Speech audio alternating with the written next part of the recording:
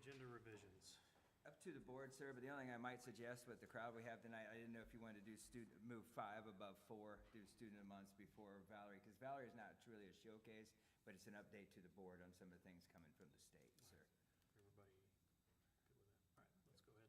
Okay. Let's start with student of the month then. Okay. You want to go first, Val? You stand right here, okay?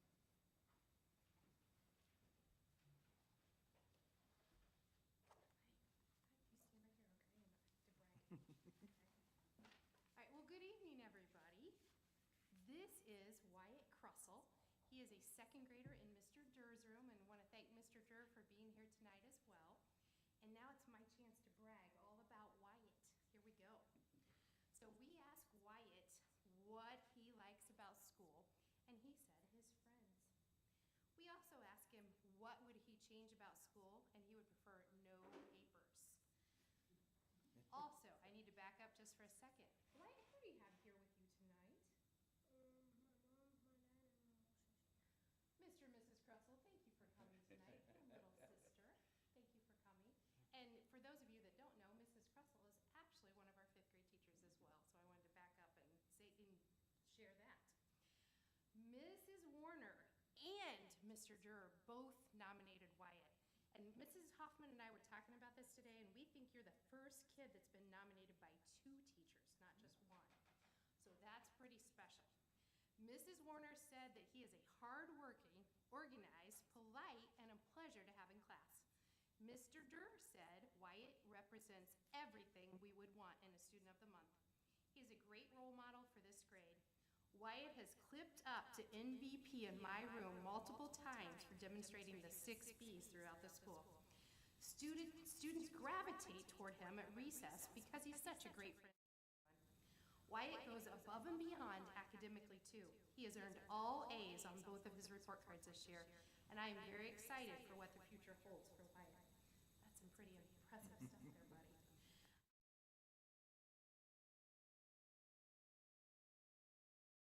Would like to be a doctor.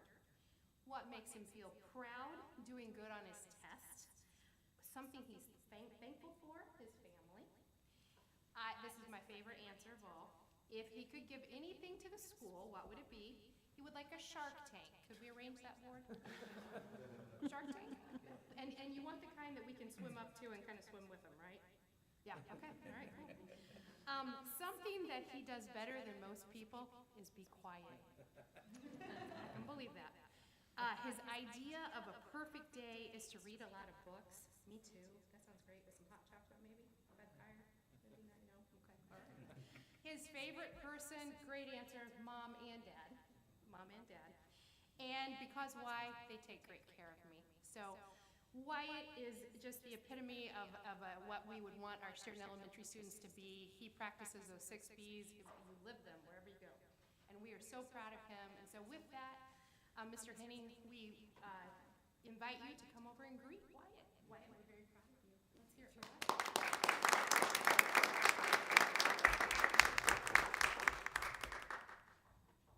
Okay, thank you, sir. All right.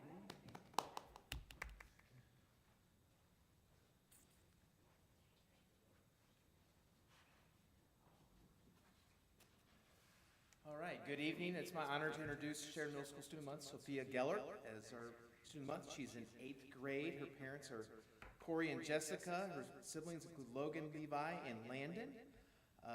She was nominated by Mr. Chuck Sears, and Mr. Chuck Sears said that Sophia always gives great effort. She's always has a pleasant attitude and is a very pleasant young lady and demonstrates pride every single day. Some of her favorites include the color blue. Her favorite food is pizza. I would agree with that. Some different candy, blue raspberry peach rings. Those are different, blue raspberry and peach rings, right? Is that what it is? Favorite movie is Buddy the Elf. Favorite TV show is Gilmore Girls, a throwback. Favorite book is Summer I Turned Pretty. Her favorite music is Swiftie Taylor Swift. And her favorite class is with Mr. Chuck Sears. Some other things about Sophia: she loves to play softball and basketball. What can always make her smile, she usually is smiling though, is her friends. Farthest she's traveled from Sheridan is to New York. Her favorite vacation was to Destin, Florida. Some of her friends include Kenzie and Evelyn. What is one thing that most people don't know about her? She likes to be outside, and usually she likes to play basketball. She does not have a job, but she someday would love to attend Purdue for basketball.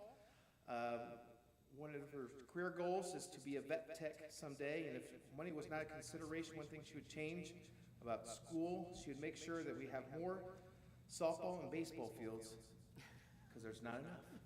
So it's my honor to introduce Sheridan Middle School Student of the Month, Sophia Geller.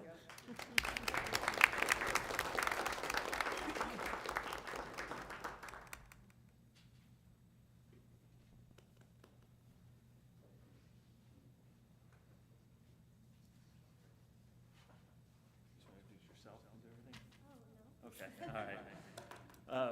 I'm Rick Davis, principal of Sheridan High School, and with me tonight is the Student of the Month, Violet Barker. If you'll remember, Sheridan's doing our Student of the Month a little bit differently, with focusing on different characteristics for each month. And Violet has won recognition each month so far, and this year actually won the next step of being recognized at the board. This month, the category or the characteristic we were looking for was school spirit and community involvement. So Violet is age 14. She's a freshman in the class of 2029. She's here with her parents, Luke and Shay, and I believe little sister Lila is with them too, yes? And brother Silas is not here. Don't know where he's at. Practice, okay. School activities. Violet is a varsity cheerleader. She's also involved in choir, track, and Sunshine Society.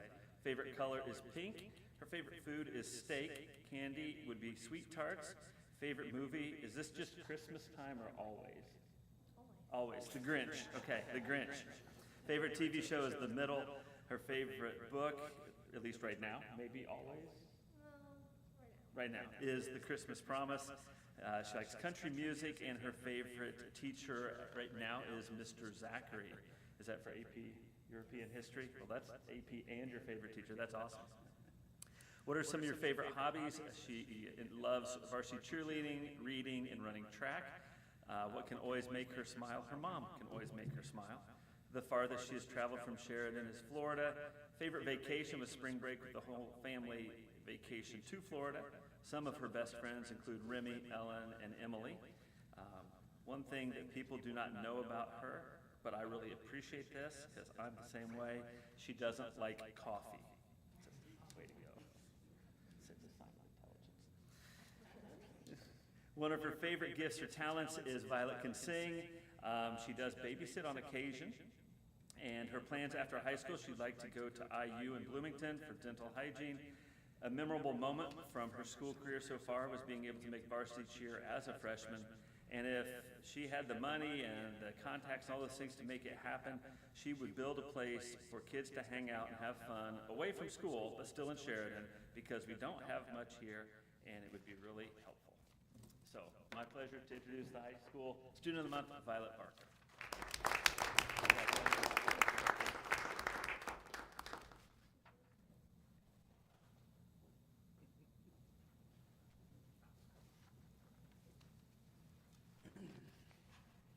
All right, at this time, we'll take just a little pause. If you guys want to get up, take pictures, things like that, we'll take 2 or 3 minutes. You're welcome to either go home or stay for the rest of the meeting if you want to. Yes.